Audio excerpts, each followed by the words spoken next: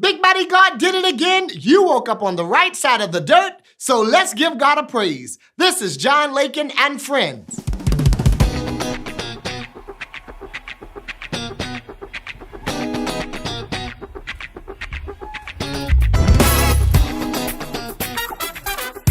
What's up, everybody? This is your boy John Lakin, and welcome to John Lakin and Friends. Oh, we've come this far by faith. Yeah, and you know we need it. Thank you, Jesus. Oh, and we're trusting in His holy word. Oh, He never fails. Thank you, Father. Somebody lift your voice and say,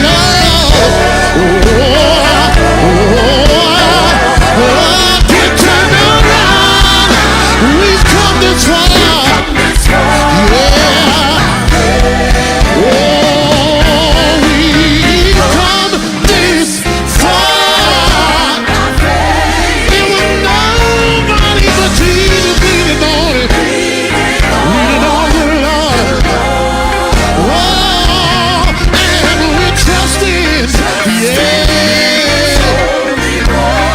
Somebody say, He never failed. Thank you, Lord. Wave your hand at the Lord.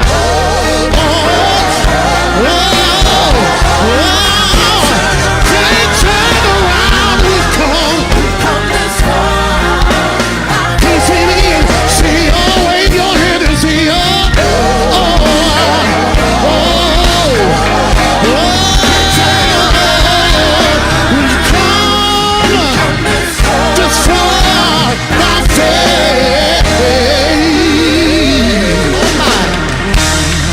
Sean Bigby, that's a good testimony song right there. My God. What's up, everybody? It's your boy John Lakin, and I wanted to take a moment to encourage you all to vote. November the 8th in Richland County is our time for us to vote. And I'm coming to you now to let you know that I am endorsing and supporting Hamilton Jacobs, not simply because he's my brother-in-law, but because Hamilton has committed to doing the work. He has been in the community. He opened and founded a foundation called the Bridge Over Foundation that has empowered our young people.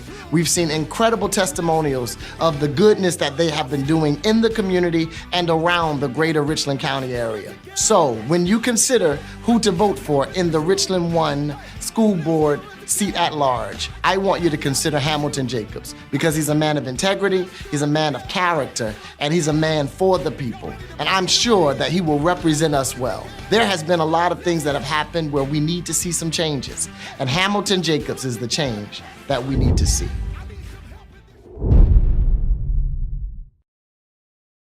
Welcome back to John Lakin and Friends. I am so honored to have some incredibly reliable and great community leaders in the room with me. I'm going to start from one side. I got my brother from Nigeria. There is no other comedian like the Warnock himself. Akintunde Warnock, my good brother. How are you? I'm good, John. I am not from Nigeria. I'll let you He's from Savannah, Georgia. I consider him one of my uncles, a longtime family friend, city councilman Norman Jackson with us. How are you doing, sir? County council. County council. I'm sorry. Okay, let me do that one more time. Yes. I'm so sorry. All right. And, you ready, Shantae? Okay. And I have with us incredible family friend, long time. I mean, I consider him my uncle. He is also a great businessman, and he is our former county councilman, Norman Jackson, here with us. How are you doing today, sir? I'm doing great. Good. Nice to be here. And then we have one of the most premier and profound leaders of our area, an incredible attorney, former military. I know him as the man that also carried and kept the body of JFK. Mr. James Felder, how are you, sir? John, I'm good. Glad to be with you. We're honored to have you. Good. And we have the darling of media in our city. She has done some incredible work, and I am super honored to have her on our show. Sister on point, Miss Cynthia Hardy. How are you today? I'm great. Thank you all for having me. I'm honored to be among the guests and everything. Thanks. Yes, yes. So we're going to get right in. Everybody knows we're in an incredible political season right now, and we're having some life altering decisions that are being made as it relates to voting. So I just want to just take a moment and let you all share the importance of the black vote right now before we even get into the actual issues that we're going to be voting about. Mr. Felder, what's your concerns, or what do you see or observations about this election season? I just hope we will do a better turnout, John. Yes. We got the numbers. We have over 1 million black registered voters in this state. Wow.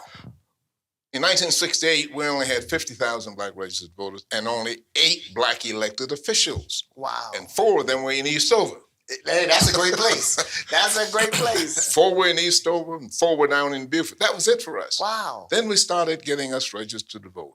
And Yes, we sir. started finding candidates to run for office. So that's where we are today in terms of statistics. 1 million black registered voters, Yes, sir. 928 black elected officials. Incredible. If we can get the black elected officials to do more pushing for turnout, we can Yes. do better. And we may want to talk about that a little later. Oh, yes. But that's Oh, where we yes. are. And Mr. Norman Jackson, what are some of the things that you're seeing that has been hindering the black vote, and some of the obstacles that we're having to overcome as it relates to the black vote in our communities? Well, I think some of the main problem is the communication, the education. I think the current leaders are not investing enough in the communities to educate the people on what's in their best interests. And so you have a lot of people just stay away and just stay home because they said, what's in it for them? Their vote doesn't count. Wow. So they have to spend more time with the grassroots on the ground, Yes. right? Speaking to individuals, to communities, right? To tell them about what's important and how to improve their quality of life, what's in their best interest. And so how important is the grassroots efforts to seeing the difference? Because some people would think that it's all about the money. Some people would think it's all about the notion of being on national platforms or sharing your thoughts on famous places or even celebrity pushings. But how important is that grassroots foundation to getting the vote and seeing changes that we desire? All elections are local. Yes, sir. And we don't do a good job of bringing the local people into the election process. Wow. People are working, they're struggling, they don't have time to follow politics day to day. They don't follow what's happening in the General Assembly day to day, or county council, city council. So somebody has to push them and inform them and put the information out there. And that's Yes. where we are lacking. My phone is being blowed up right Come now. on. People saying, well, who do I vote for? I don't know these people. Wow. Why don't they know these people? Because somebody has not been sharing with them information. So at the last minute now, they're trying to find out who should I vote for, where do I vote, and all of that. But Yes. there's an answer to that also. But it might be a little late, but at least there's an answer to it. Get your sample ballot. Sample ballot, Sample yes. ballot. Everything is on that sample ballot that you need to know. All the people that you can vote for, Yes. where you vote, what time you vote, Yes. they're there. And you fill out that sample ballot and you take it into the polls with you. Yes. That way you don't get confused with all the stuff that's on the ballot box there, and you think you're holding things Yes, up, sir. want to get out of there. So get your sample ballot. It's very simple to do. Yes. And see, I actually heard Cynthia Hardy's show On Point on the radio this past week, and you all were talking about the importance of the sample ballot. Yeah. Miss Cynthia, I want you to share the importance of the responsibility of the media to help share some of the information that we're seeing from the candidates to empower our people to make educated votes.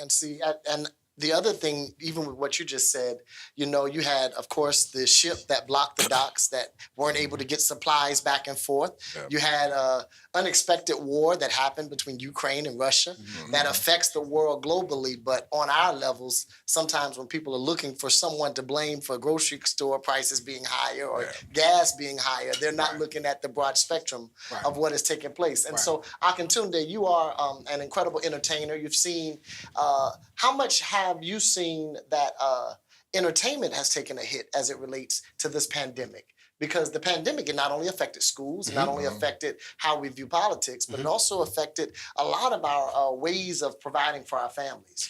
So in comedy, what have you seen? Well, entertainment definitely took a hit. I mean, of course, myself, I make primarily have made a living being a live touring artist. Of course, we couldn't tour, but what that forced us to do was to think creatively. So then we had to think digitally. We had to think about the internet, how to create these different platforms to be able to consistently distribute your message. Now we're doing virtual comedy events. We're doing metaverse, fully digital animated comedy events. Wow. And actually seeing great turnouts.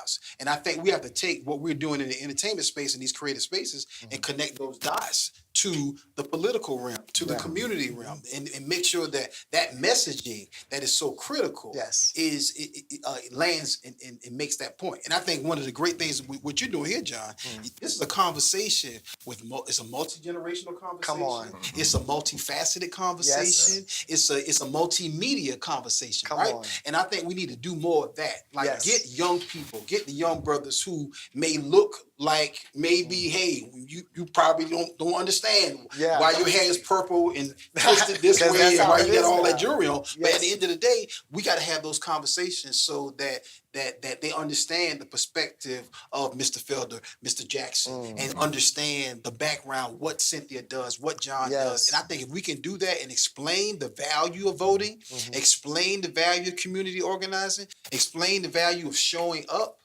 and vice versa on all levels, I think we could really take back, this voting cycle, some of these negative issues that are happening, whether it's shootings, whether it's jobless, whether it's homeless, whether it's fatherlessness.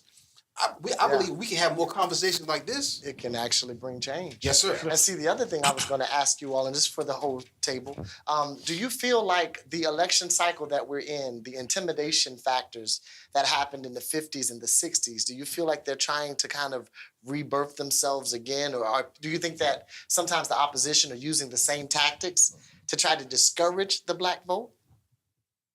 Well, I mean, they're creating it. They're doing it now. They even changed legislation to sort of suppress certain demographics from voting. Yes, sir. So it's all nationwide.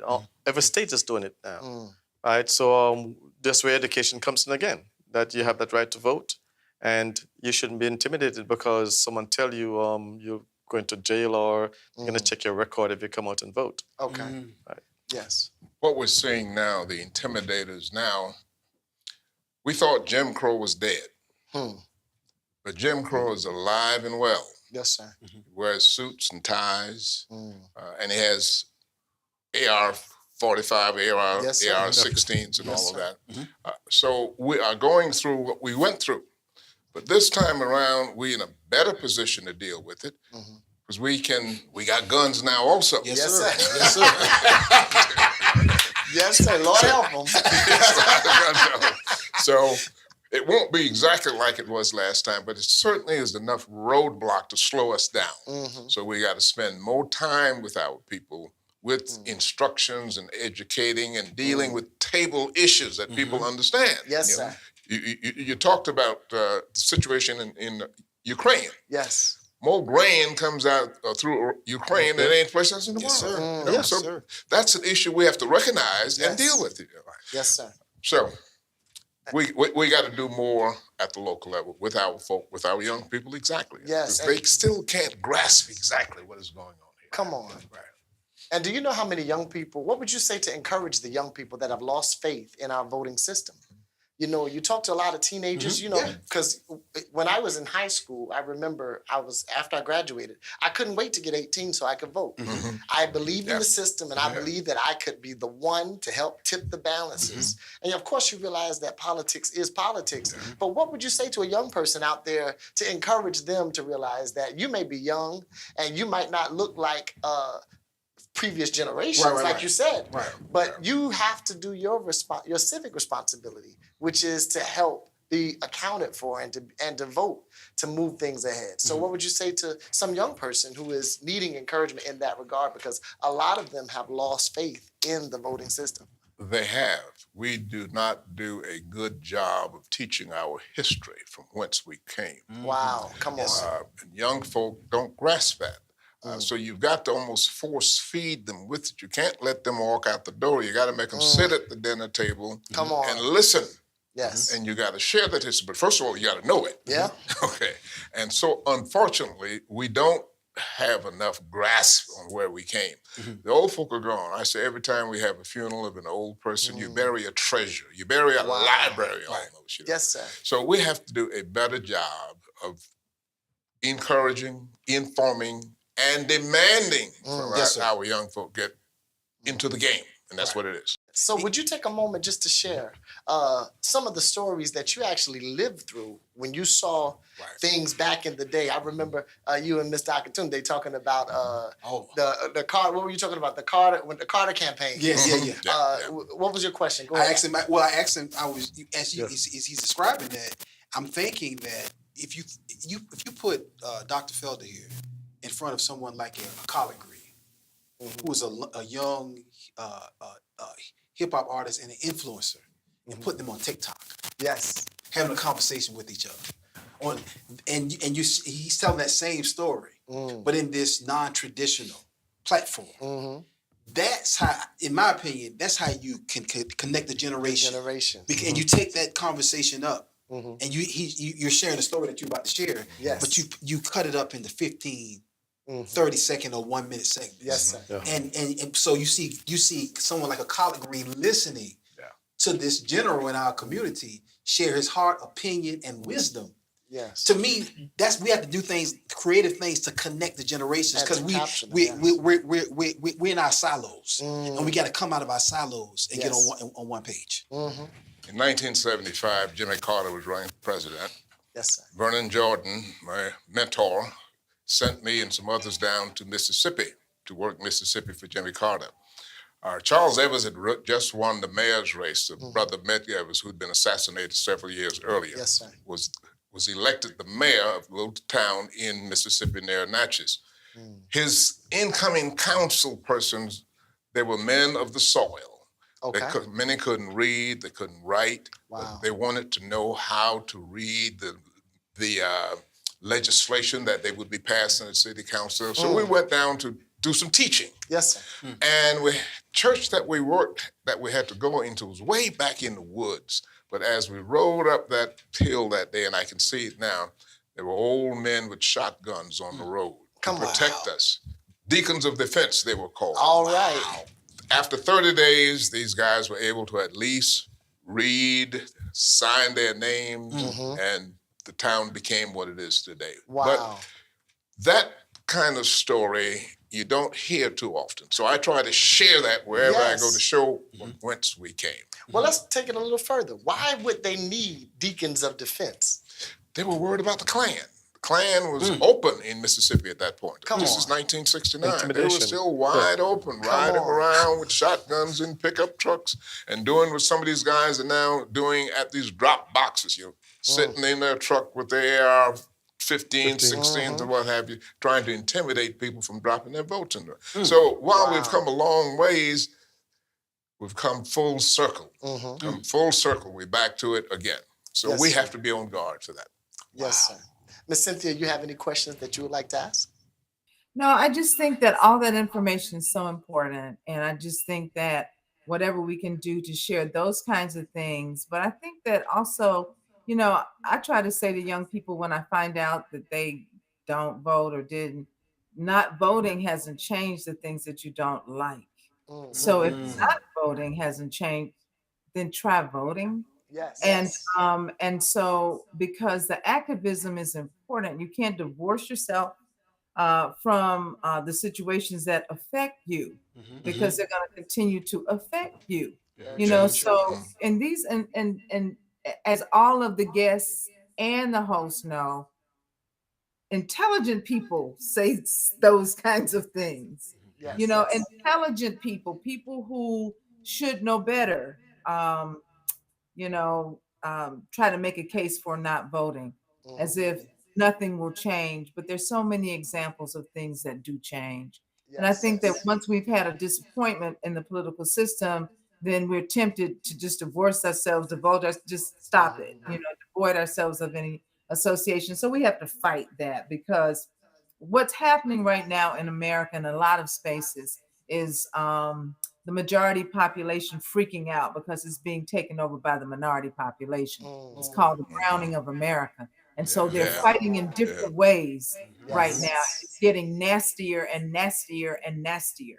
And it will continue to get nasty until that change actually happens because it's coming and they can't stop the wave. Come on, that's powerful. Let's get back to your original input that when you said, why is the black vote important? Yes, sir. It's important because white elected officials can count. Give you a Strom Thurmond story. Strom Thurmond used to say he couldn't say Negro. He would say the Negroes. We only had 50,000 black registered voters in 1967 when I came home to do the voter education project. We got 100,000 registered. Old Strom Thurmond all immediately learned how to say Negro. Well, listen. We got 150,000 registered, and Strom was sending out, my dear black constituents, service to you. True story. I believe it. We got 200,000 registered, and Strom Thurmond was the first of all of the Southern congresspersons to hire a black staffer. Right. And he hired a guy from Orangeburg named Tom Moss, who stayed with Strom for 30 years. Wow. And if you wanted something done, you didn't call Holland's office, you called Strom's office, and Strom was going to have Tom Moss from Orangeburg to take care of it. So votes count, and Strom learned how to count votes early on. So that's why the black vote is so important. Yes, sir. Well, I mean, like you said earlier, and Marcus Garvey said, people without knowledge of their history is like a tree without roots. And you have to give these demographics something of value. Yes. I've seen where in the past, you have people would wait 16 hours for a Section 8 voucher. But they cannot spend 1 hour in line to vote. Come on. Right? So you're saying how to encourage people to vote, or the education is something, a promise of a future. If they don't see something of value in the future, then they said, well, my vote doesn't count. Yes. So I think we have to find a way to really encourage them and excite them about, what's in the future for them if they vote their interests, what's in their best interest. Yes. And I think it's very powerful to even discuss the notion of coming together and being unified. I think a lot of times we end up shooting ourselves in the foot because we end up having either multiple candidates who split our vote or we have multiple ideals that cause people to not decide to come together. So what can we do to unify the black voice in order for us to be able to let our voice and our vote go further? We need to go back to some old-timey religious meetings. Yes, sir. Talk right now. Talk right. Okay. There was a time when every community had a black ministerial alliance. Yes, sir. And they met usually on Mondays. Okay. They had lunch at somebody's church or what have you. But then they coalesced and they decided what we should do here with this candidate, what we should do here. We don't do enough of that anymore. That's true. Everybody's Lone Ranger now, going their own separate way. But we need to get back to basics. And basic is pulling the community together, pulling the leaders together. Yes. That's so good. And I think COVID caused the separation of the community. Yeah, right. Because we all were forced to be able to be in our own spaces and not be able to mingle and mesh together. And honestly, even though the pandemic is passing, there's still a lot of people who are still not really coming out of the home, who have not returned to worship ready yet, or returned to different spaces. So Akintunde, getting back to the young people, Yes, sir. what do you believe?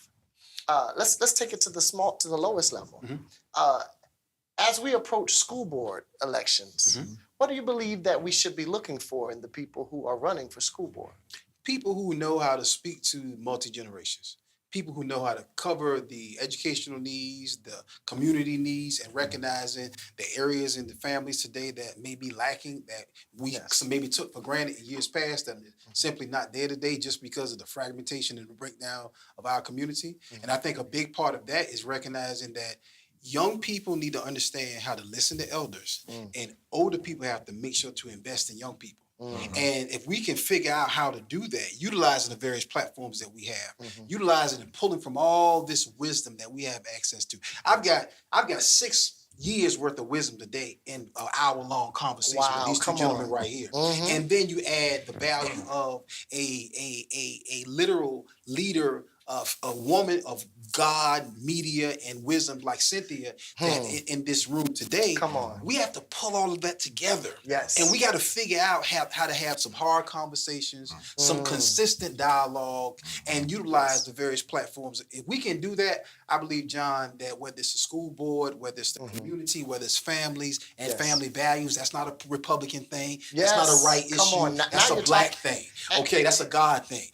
We need to restructure and recreate the conversation for family values. TikTok, YouTube, Instagram cannot be the dictator and the values and create the value systems of our communities. We have to do that. But it takes investment. It takes conversation. And even with what you're saying, TikTok, Instagram, it cannot be the illumination of our students either. That the parents and the family values, like you said, the parents have to take responsibility for their objectives and their, like you said, sitting down at the dinner table, having the hard conversations. Because if they don't have the conversations with this next generation, this next generation will begin to create a monster of raising itself. And having, we just had the death of the young man from Migos. Takeoff. Who is one, and this is the other thing that I was going to say. Our young people today are probably, especially working young people, are probably making more money than generations before. Yes, sir.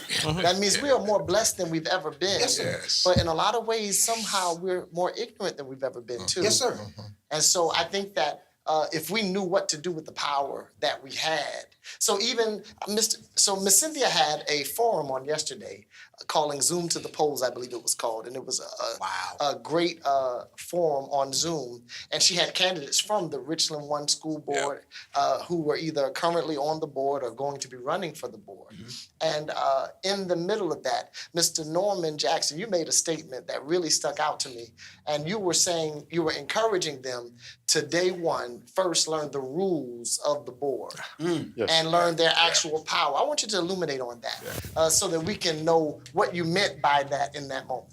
Well, a lot of time people run for office, and when they get in office, right, it's like they're lost. They've been influenced by so many different things. Yes, sir. But once you understand the rules and the policies of the office you take charge to do it, things come easier to implementing those policies and those vision you have to do. Yes, sir. If you have to rely on others to tell you, then you're not really doing the job. Right? So I've learned over the years, I mean, when I went on county council, I had people trying to tell me, no, you can't do this, you can't say that, right? For example, the county attorney was reporting to the administrator. And when I asked, why was that? They said, well, he was just told to do it. I said, no, that's not the law. The law says we hire the administrator, the attorney, and the clerk. Come on. And from this day, that's how it's going to be. Yes. So it took one person, because I knew the rules, right, to change something that they were doing, which was they were not supposed to be doing. Yes. So to be effective in anything, you always have to know the rules. It's just simple as that. And it's just like in school. The first thing you learn, first day, every class I've ever been in, you learn rules and consequences. And I didn't want consequences. So I tried my best to put my mind on what the rules were. And Mr. Felder, you've so eloquently shared history. I want you to just take a moment to just speak to everyone. You know, Tuesday is the big day where we're able to all go out and have our voices be heard. I want you just to share from your heart to everyone, just encouraging them and letting them know that it's not too late, that now is the time for us to show up and come together to do Thank this. you, John. You're absolutely right. I'm very pleased with the turnout so far. Yes. We have fought for a long time to get this early voting. We've always had early voting, but it was absentee in person. Yes. Well, and with all kind of requirements and you had to meet. Yes, But 16 now voting. the legislature did approve the 2-week, and that's been so helpful. The numbers are really going through the roof in terms of those are there. Yes. Now, it's not too late. People still can vote early, right up through Saturday. And there are 5 places in Columbia where you can do it, so it's not that far away. You can do it downtown at 2020. It doesn't matter which precinct you live in, you can do it at one of 5 locations. Yes, sir. Downtown 2020, Hopkins. Hopkins. That's where I voted there. That's a great place. Your place down Yes, there. sir. Park Lane Road, the Adult Center, and then the Image Innovation Place. So no excuse. 5 locations that you can go to, and it doesn't take long. The lines are not long, they're moving, but They're doing they're very there, well. but the lines move right on through. And please bring some kind of identification. But the main thing is do not leave that polling place until you vote. If you don't have identification or anything else, you vote a provisional ballot so that you are in. I don't want you to take the chance of going back home and you get discouraged because you left that thing and something happened on the road, you don't get back. So don't leave that voting place, early voting, or in your regular precinct until you have cast a ballot. Lives been lost. We need to thank George Elmore, the man who caused us to be able to vote in the Democratic Party primary. All right, talk and about suffered. it. He suffered. About it. George Elmore was a businessman in Columbia. He owned 2 Blue Ribbon cabs. He owned 2 liquor stores. He had a 5 and 10 store on Gervais Street. And he was a photographer. But when he filed that lawsuit in 1948, he lost everything. Wow. Jesus. His wife had a nervous breakdown, lived in mental institutions the rest of her life, and he died living in his truck in 1959. He lost everything. Jesus. So if we don't vote for George Elmore. Listen. The man who opened it up for all Come of us. on. So that's where we are. Powerful, powerful. And Miss Cynthia, what would you like to leave us with? I want to applaud you because you have been valiantly helping to get the word out. I went to another forum that they had at Bethel A&B, and you so eloquently was the moderator of that forum, and I saw you ask some incredibly powerful questions. So I want to ask you the same question that I asked earlier. What is your expectation of someone operating in that role of being on a board? You know, I think there's a lot that we can learn from, past mistakes. I think that it's important that we recognize at the onset, if we're going to serve on a board, it's what Norman Jackson said a few minutes ago. We have to understand governance. And we have to understand day to day, and we have to understand the difference between governance, my role as a person on a board, and day to day, the role of the people that we hire to execute after the governance has happened. And those 2 things have to remain separate. If they don't remain separate, you get chaos. And so as a result of that, I think board members going into those spaces just need to focus on that and focus on the kids. Now, we also, when you say focus on the kids, I want teachers and administrators to know I'm talking about them too, because we have a terrible shortage right now of qualified educators in our public schools, and a number of our children attend public schools. And so it's important that people who vote know that you directly impact your children's future when you vote for someone on school board. That's really important. And, that's why I've, just been eagerly talking about those races as much as I can, because if you're going to vote for school board, you're going to go and you're going to vote for somebody else up and down that line. But you got to know that directly affects you. And if there's ever been an example of how something directly affects you, it's that. And, because our teachers deserve better treatment. Our teachers and our students and our staff deserve to be safe in their spaces. They also deserve to be respected. And a lot of that tone and tenor when it comes to what happens inside of the physical space of those buildings is set by what happens in those school board meetings. And so I just want to say that, because but at the same time we have to make sure that we have qualified people and that we give those qualified people an opportunity and a chance to execute under sometimes the most challenging of circumstances. And That is so very true. so we just have to recognize how vitally important that is, and all of us take our roles and responsibilities, whatever lanes we're in, very seriously, and take an authentic, sincere, dedicated, committed self to those service positions because they're just that important. Yes. And many don't know, I actually am a teacher. I served up until this past year as a music teacher in Florence District 4. So on the ground level in the classroom, seeing the transition of the students and the trauma of the students. When I say trauma, you got to realize we've been in COVID, and you know how many people have died as a result of COVID? These kids, it's more people dying now than we've seen in previous years. And these kids are having to shadow through grief. They're having to shadow through the traumas of different situations, like we talked about earlier with poverty and the poverty levels, food insecurities, things of that nature, not knowing if they're going to eat if they don't come to school. I've even seen it to the point where even sick kids would still come to school just so they could eat because they were afraid that if they didn't make it to school, they would not be able to eat for the day. And so being a teacher, I was going to say one thing I saw that was very frustrating as a teacher was pandemic teaching did not allow us to have real progress because virtual teaching, look, you had gym teachers trying to teach physical education through the computer. You had musical teachers trying to teach singing with a delay through a computer. You had teachers trying to govern. Now, if you think having 25 and 30 students in a classroom is something, having that on a computer screen is a whole nother monster. Not to mention technical, all of us work in media, we understand technical difficulties and how things happen.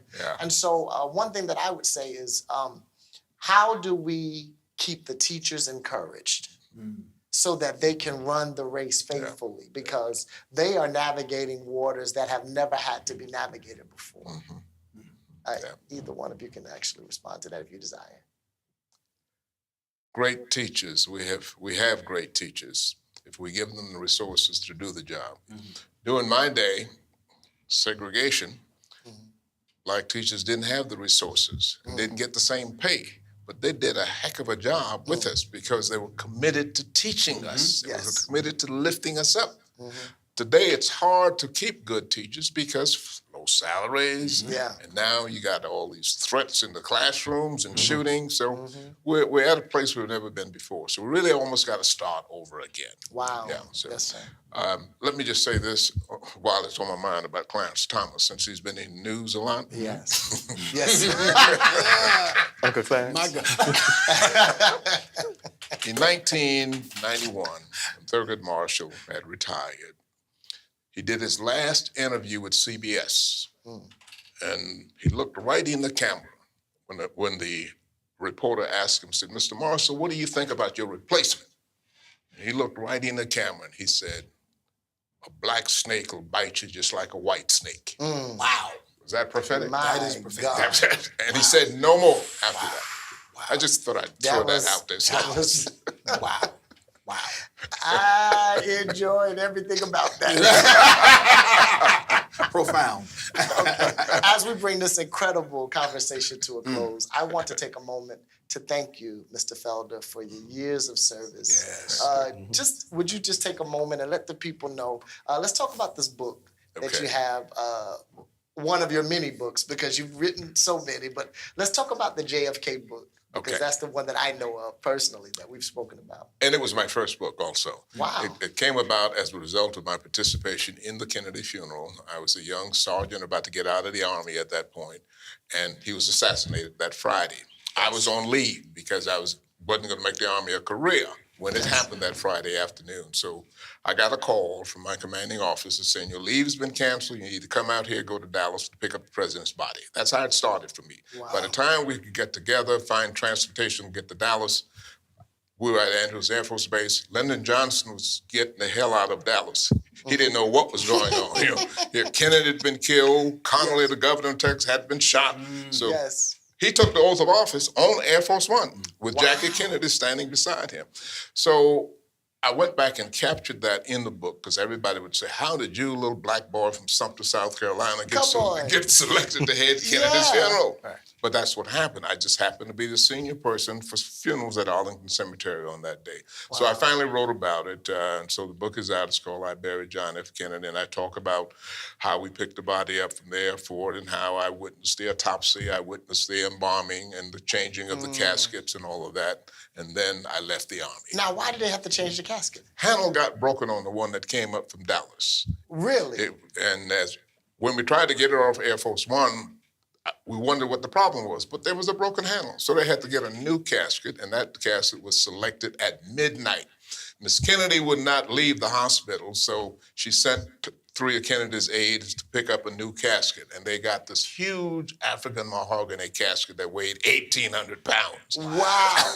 Now, how many of you carried this casket? Well, we had to add 2 people to the team. Started off with 6. We had to add 2 more to it. Yes. So after all that happened, and for 20 years, people would ask me, how did you get selected? So I wrote the book, I Buried John F. Kennedy, to kind of fill in all the holes there on it. Yeah. Yes, sir. Yeah. And the last thing I want you to do is I want you to share a little bit of your professional history because, of course, we know you're an attorney and you're also a professor. Just share a little bit. Well, I graduated from Clark College, Atlanta, great Clark Atlanta University, and then Howard Law School, and came back home. Vernon Jordan brought me back to South Carolina to do voter registration. Wow. And in an 18-month period, we were able to register 200,000 black folk. Wow. And we went from 8 black elected officials to what we have today. Also, I taught at Allen University. I practiced law. I was the first black assistant solicitor in the state. And now, in my old age, I'm writing books and trying to preserve the history at my high school in Sumter that we own. The alumni purchased it. Yeah. And we've got a great museum over there. So I invite you all to come over and visit it sometime. Cynthia was in Sumter the other day, but she didn't know about the museum. Otherwise, she would come visit it. Wonderful. Zim, I just didn't know where it was, so I knew it. Okay. Yeah. And Mr. Norman Jackson, of course, we know that you're from the island of Jamaica. And you have, first off, I got to say this. I frequent this incredible restaurant that you own. What is it called? Carolina Sunsplash. Carolina. At Mobay's. At Mobay's. Let me tell you something. There's some good food. I go and get me some curry chicken down there. And give me some cocoa bread. I promise you. Okay. Cocoa bread is Jamaica's version of cornbread. Yes, sir. Yes, sir. So you know. But let's talk about a little bit of your educational background and what all you did, because you have had quite a career as it relates to politics in our area. Yeah, well, I grew up in Jamaica in a political family. Right, every heads of state visit Jamaica. I was at the dining table. Wow. Right. Short story, I was on the Olympic squad for Montreal, 76, and run the 400 meters, one of the fastest in the world. Okay. Drunk driver crashed into the car, broke my neck, didn't make it to the Olympics. Wow. I got depressed and decided to disappear. Yes. And I had family and friends in New York and Miami. I said, I'm going midpoint, so I don't see anyone I know. I'm going to Columbus, South Carolina. Listen. My father said, boy, you're crazy? I said, that's where I'm going. Wow. I came here, didn't know East, West, I didn't know anything. Wow. But I was so depressed. I had like 17 scholarships. And I couldn't take my athletics scholarship. So I decided to come here, disappear, and end up in Hopkins. That's a great place. Yes, and I've been there all these years. Yes. But because of my background, I grew up in politics, right? When I saw the need for people in the community to get involved, that grassroots and that what I grew up with, right? I just jumped in, and it was just natural for me to get involved. Incredible. Right, so that's what it happened. Incredible. Wow. Akin Tunde, we have been friends. You're the only person in the world who calls me Jack Lakin. Jack. Because we learned that, John McCain, they call him Jack because Jack is short for John. I never knew that until I met Akin Tunde. We have seen Same thing, John Kennedy, Jack. That's right. Yeah, That's right. Yeah. Yes, sir. And I'm Jack. Yeah, so from Jackson now on, Jack. this is Jack Lakin and Friends. But we've seen you do some incredible work with the Monique Show and with you being a writer for so many comedians all across the land and country. Just touch on the importance of having Christian integrity concerning your creativity. Yes, sir. Thank you, John, for the accolades, and thank you for that question. I think you're a great example of that. Wow. And you're a man of integrity, and you come from great people. Yes, sir. Pastor Lakin, co-pastor Lakin, they did a great job raising you. And I think we have to learn as a community, as the African American community. I think one of the biggest things we can learn is the value of giving honor where honor is due. And I grew up in the barbershop, so I was a master barber. I got a job in the barbershop when I was 15 years old. So I spent 15 to 21 cutting hair in Harris Brothers Barbershop in Savannah, Georgia, on Montgomery Boulevard.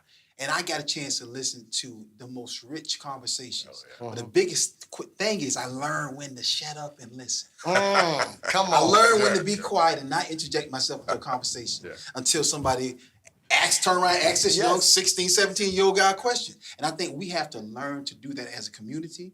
I think we have to learn to honor our elders. What rich history that we're witnessing live in person right here, right now.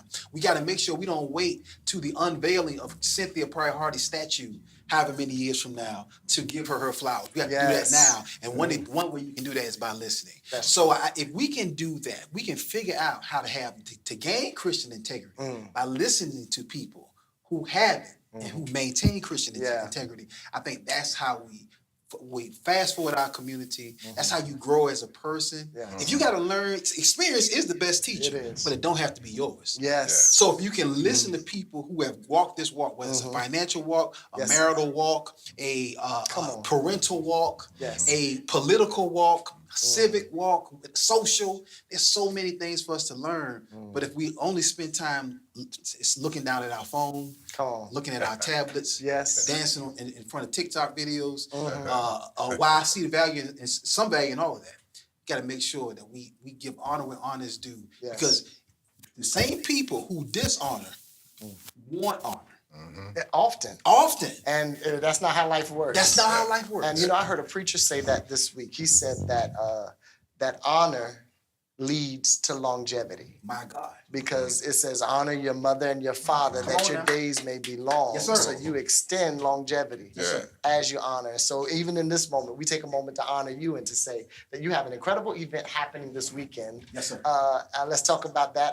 Where is it going to be located and what are you doing? First Sundays at the Britt Event Center located at 533 Clemson Road. Yes. And so make sure you come out and have a good time. The only bad thing about coming to the First Sundays is that you may not be able to hear the entire On Point with Cynthia Hardy. But if you listen to On Point, while you're on your way, as you're pulling up into the parking lot.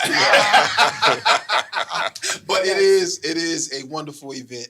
We get the chance to have a good time. So whether you want to network and meet great people, or you want to have a date night out for you and your boo, or if you want to bring your mama. I see sometimes we look at the table and it's mom, grandma, and the kids and dad all at the table laughing together at a comedy show. It's one of the rare opportunities we have at First Sundays, and I'm glad that we do it. And thank you for allowing us to talk about it here on your amazing platforms. Now I'm gonna get to Miss Cynthia. Miss Cynthia, again, you're such a joy. I remember even when I started my television show, you've been so encouraging through this entire process, and you've been such an example for all of us in media as to how to be integral and graceful and do this in a way to empower. So I just want you just to take a moment just to let us know about your show and your platform, On Point with Cynthia Hardy. Where can they find you? Thanks for that question. I've been in the business over 30 years now, and I started out in Birmingham, first on radio doing morning drive news, and then several years in television news, doing news every day and anchored on the weekends, and decided that I wanted more control over my own likeness. And so I got out and got into PR. That brought me to South Carolina, and decided that we wanted to have our own voice, and we wanted to be able to bring a message that was carefully put together with the perspective for African-American people, but should have an appeal to the overall community. Started that in 2004, so we will be 20 years old in 2024. And so we're excited about that. And we were then committed and still are committed to making sure that we present quality information to the African American community, primarily about the African American community. But we want everybody to consume it, and everybody out there that you got on the panel, they've been guests on our show, and we just appreciate very, very much, the fact that newsmakers and general public in general seems to have shown us love for all these years, and we just appreciate it so very much.